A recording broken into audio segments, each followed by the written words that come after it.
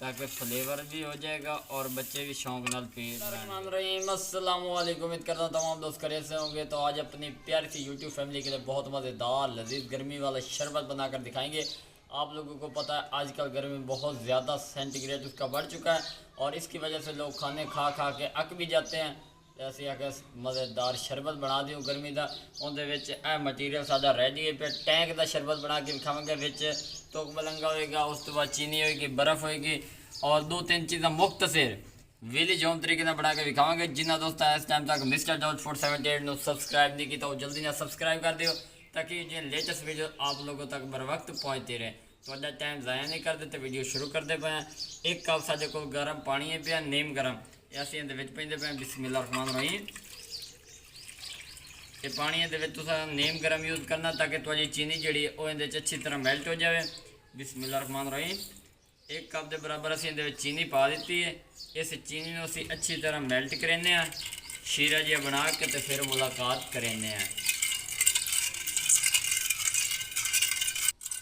अल्हम्दुलिल्लाह वीवर जी साड़ी चीनी अच्छी तरह मेल्ट हो चुकी है। नीम गर्म पानी का इस्तेमाल करे तो थोड़ी चीनी मेल्ट हो जासी। उस तो बाद अहम चीज़ यह जो टैंक है ये तुसी अच्छे ब्रांड का यूज़ करना, लोकल नहीं यूज़ करना। फिर ये नहीं होना विच ज़ायका और फ्लेवर जोड़ा वो बेकार हो जाएगा। उस तो बाद इन बलंगा पावे। बिस्मिल्लाहिर्रहमानिर्रहीम। इनू असी अच्छी तरह विच मेल्ट करांगे। चेक कर लो, नीम गर्म यूज़ करेंगे पे ताकि इनकी गिल्टियाँ वगैरह जी बड़िया हुई वो अच्छी तरह ये जज़ब हो जाएगियाँ। चेक कर लो। अच्छा वीवर है चेक कर लो, अच्छी तरह मिक्स हो चुका है। हुण असीं इहदे विच पैंदे पे बर्फ़। चेक कर लो। बिस्मिल्लाहिर्रहमानिर्रहीम। इस बर्फ़ नूं असीं इहदे विच पा दिता है। इनू असीं अच्छी तरह 1 मिनट गाने दे विच हिला देने ताकि थोड़ा जिहा होर फुल जाएगा। तो टैंक जिहड़ा ये असीं बाद विच पावांगे ताकि ये उतने तक फुल भी जाएगा तो बर्फ़ भी इहदे विच जज़ब हो जाएगी। बिल्कुल सिंपल तरीका, कोई मुश्किल नहीं है। देहातों के बड़े शौक नाल पीता जाता है। देहातों की मशहूर और मज़ेदार रेसिपी है पे एक बार ट्राई ज़रूर करें। अल्हम्दुलिल्लाह दोस्तों चेक कर लो, अच्छी तरह ये मेल्ट हो चुकी है बर्फ़ भी और तुकमे मलंगा भी। ये तुसी पहली दफ़ा इस चैनल से रेसिपी वेख रहे हो। तुकमे मलंगा और टैंक ये दोनों मिक्स फ्लेवर तैयार कर रहे हैं। इंशाल्लाह मज़ा आएगा, ट्राई ज़रूर करें। चेक कर लो। बिस्मिल्लाहिर्रहमानिर्रहीम। टैंक असी मैंगो फ्लेवर इहदा यूज़ किया ही पिया। इन अच्छी तरह मिक्स करें। चेक कर लो। अल्हम्दुलिल्लाह जी अच्छी क्वालिटी का यूज़ कर रहे हैं। इंशाल्लाह मज़ा आएगा। 1 तो 2 मिनट कने इस तरह छोड़ देने। उस तो बाद असी पानी का इस्तेमाल करांगे। उतने तक ये है बर्फ़ के अच्छी तरह जज़ब हो जाएगा, थोड़ा गाढ़ा हो जाएगा तो फिर असी इहदे ठंडा पानी इस्तेमाल करांगे।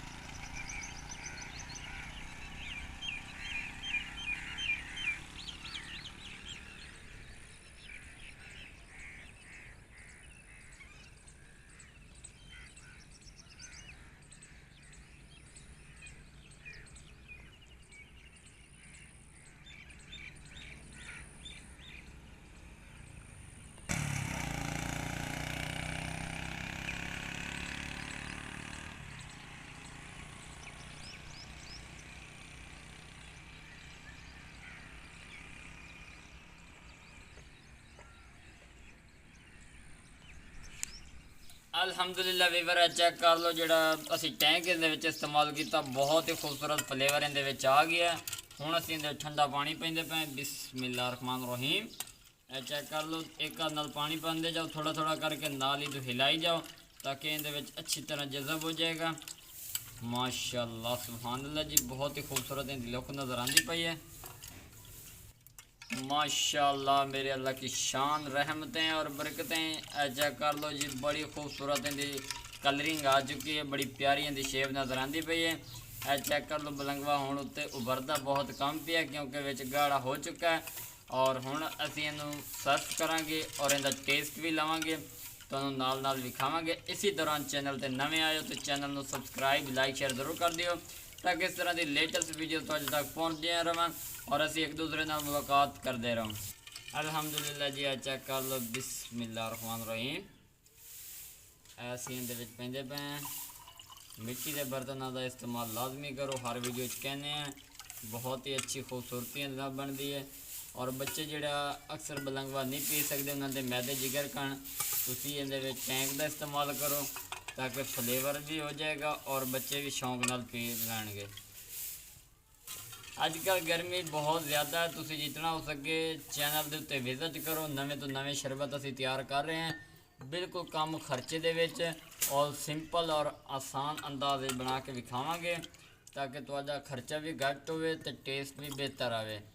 ਇਹ ਚੈੱਕ ਕਰ ਲਓ ਜੀ, ਅਲਹਮਦੁਲਿਲਾ ਇਹਦੀ ਲੁੱਕ ਤੁਹਾਡੇ ਸਾਹਮਣੇ ਵੀ ਮੁਕੰਮਲ ਤੌਰ ਤੇ ਤਿਆਰ ਹੋ ਚੁੱਕਾ ਹੈ। ਇਹਦਾ ਅਸੀਂ ਟੇਸਟ ਕਰਾਉਂਦੇ ਹਾਂ ਤੇ ਤੁਹਾਨੂੰ ਦੱਸਦੇ ਹਾਂ ਵੀ ਕੀ ਹੋ ਜਾ ਬਣਿਆ। ਬਿਸਮਿल्लाह रहमान रहीम।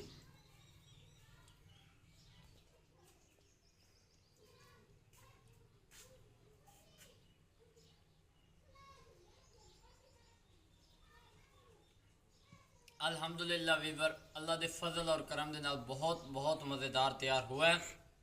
अगर वीडियो पसंद आवे चैनल को सब्सक्राइब लाइक शेयर ज़रूर कर दिया। बहुत सारी दुआओं के नाल मोहम्मद बिलाल सफदर को इजाज़त दियो। एक नई वीडियो मुलाकात होगी, तब तक के लिए इजाज़त चाहते हैं। अल्लाह हाफिज़।